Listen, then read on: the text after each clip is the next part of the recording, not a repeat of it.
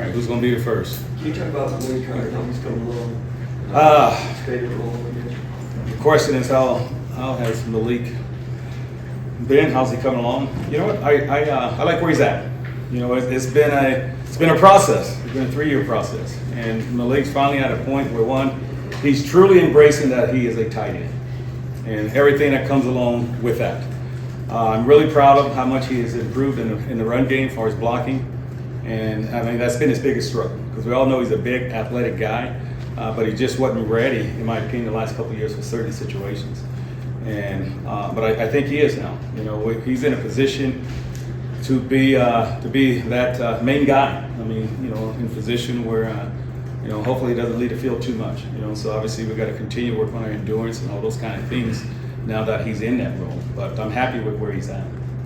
What do you attribute that sort of switch flip to? Is it just getting older? Is it you drilling into him? I mean, what do you sort of point to and say, here's where he turned that corner to becoming that every down type? I think the question is when did the light switch come on for him? I think it's been a combination of all those things. I mean, because it's been a journey. I mean, those first, you know, year one, I think it's probably about game 8 that he finally played a little bit because he hadn't earned it. You know, year 2, he still wasn't a complete player, and he's more of a role player for us. Whether he agreed with it or not, and trust me, he did not agree with it. You know, he hadn't earned it.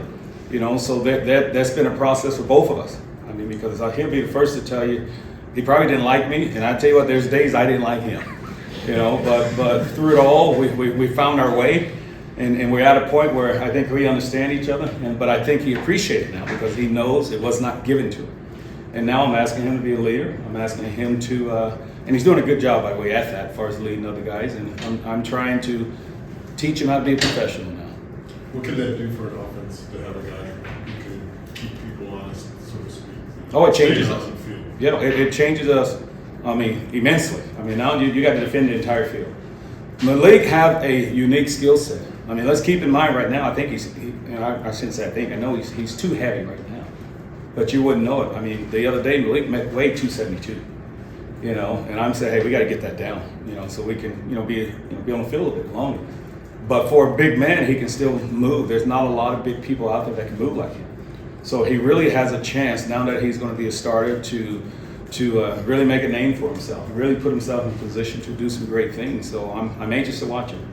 Is there a weight goal for him? Well, you know what, I would love for him to be, you know, that 265, 260, you know. But he proved my point. So when you talk to him, say, hey, Coach Gilmore told you a long time ago, you won't ever see 220 again.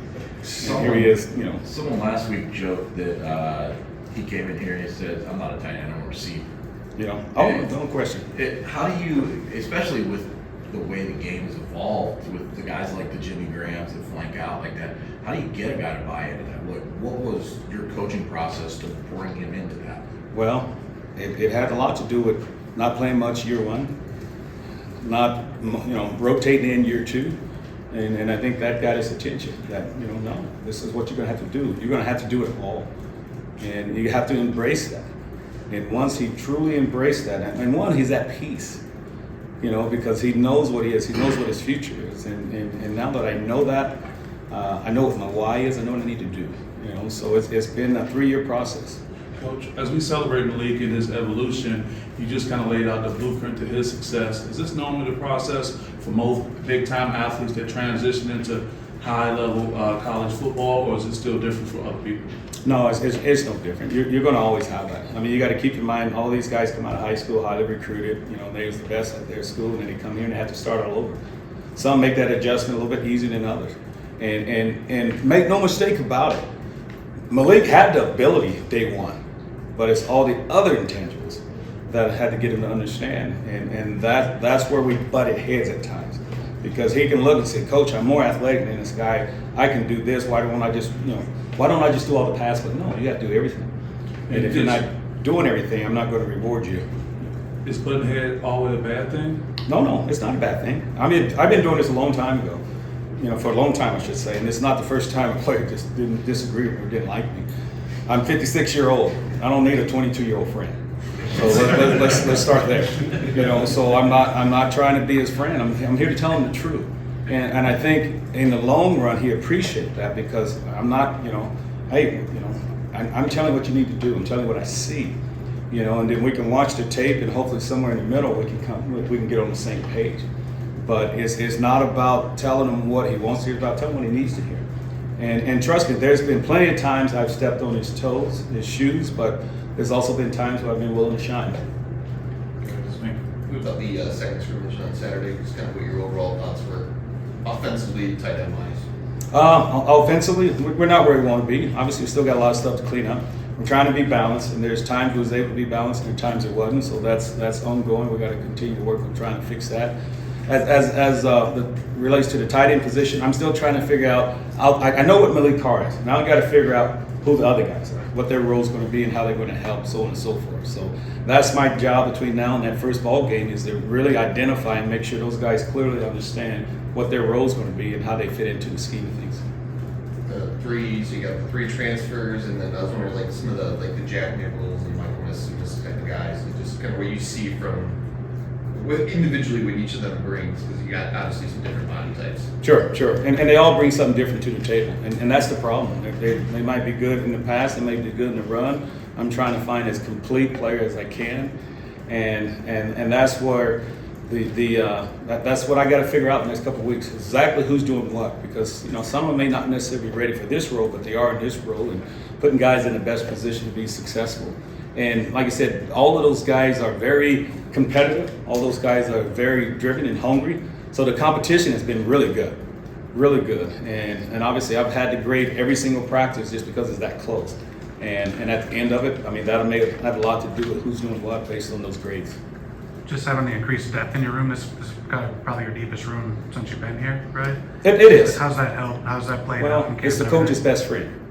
And I say it like that because obviously, you can't be held hostage, and by the same token, you have a guy like Malik Carr. So when I'm talking about trying to be professional, right now he's not threatened by anybody else. So if his slip is showing, I have to be the one to tell him. I have to hold him accountable. How many different styles do you have at that position? It seems like a guy like Clay is a bigger guy that can get out and maul someone, and so obviously Malik is pass centric, and you got guys like Morris, and like how many types of guys do you have? Oh, we got it all. We got it all. Obviously, you say Malik far as to pass, but make no mistake, Malik is big and strong. Malik needs to pass also. He needs to block also. So he needs to be a complete player. You mentioned Mola. Mola right now, obviously, as he continues to learn, his upside is huge. Big time upside, run and pass. I just got to get a little bit better fundamentally. Yeah, you have Evan Morris, who's put himself in position to help us in the run game a little bit. Evan might be the toughest guy in the room. Now just gotta help him stay here and not get too high, not get too low, and teach him how to hit that reset button. Jalen Franklin obviously came to us from Wisconsin. I've been knowing Jalen for a long time, and Jalen's very athletic young man. And Jalen is one, as we continue to work on keeping the weight on him so he can hold up at the point. But he's very athletic and get in position. We got to do a better job of catching the ball, inconsistent catching the ball. Jack Nickel is right now can help us today in the run game. He's very fundamentally sound in the run game and came here from Milton. Already knowing a lot of that. So his background has helped him. Mike Masunas is playing catch up. Obviously coming off the injury last year, so we got to get his pads a little bit lower, get him playing a little bit more, a little tougher. But he's coming. He's a smart kid. He knows it all. Very, very, very bright young man. Tynell Hopper, he's probably had his best 2 weeks since he's been here. He's finally, seeing what we envisioned as far as playing fast and playing physical and what he was. Now we're on the same page, and his talent level's been coming to life. So he'll play a role, both run and pass. Who did I miss? I'm sorry? Parachek, you know what? Hey, bright future. That young man got a bright future. Hopefully I can keep him away from baseball. But he's got a bright future. I'm very excited about his future. As a group, where you feel like you're at in the run game, Mel was in here the other day and talked about that the offense needs to run the ball better. He sort of started with the tight ends. I'm just wondering where your comfort level is or your confidence with that. Well, and you know what? Because like you said, we are part of the extension of the whole line, so we got to do a better job. Last year we didn't consistently block that C gap well, and there's been a lot of emphasis. And knock on wood, we won our share in camp. you know, and so we got something we can build upon. But you know, it's required. It's part of the job requirement, I should say. So, you know, we just got to keep the pressure on them, and they're taking pride in it. They really are taking pride in it because it's a mindset and something that we have to do to be able to run the ball. We got to hold up our end of it. What did you think about the scrimmage on Saturday? How did the group progress? Did anyone stand out individually? You know, as a group, I thought they competed, really did. We graded out well in the run game, got target up, and that's the one thing I say about all of them. The mistakes, the mental mistakes are down. You know, so we own the right people. Now I can coach on finishing. I can coach technique and spend time on that. You know, because they've really done a good job of what we talk about the 3 A's, the triple A's. You know, assignment, alignment, and adjustments. You know, they've done a really good job of that. You know, so that really stood out. That, you know what, we're on the right people. We know where we're going. You know, now we can play fast, and now I can really focus on being more physical and technique driven. Anything else, Coach Gilmore? All right, thanks, Coach. All right, thank you guys.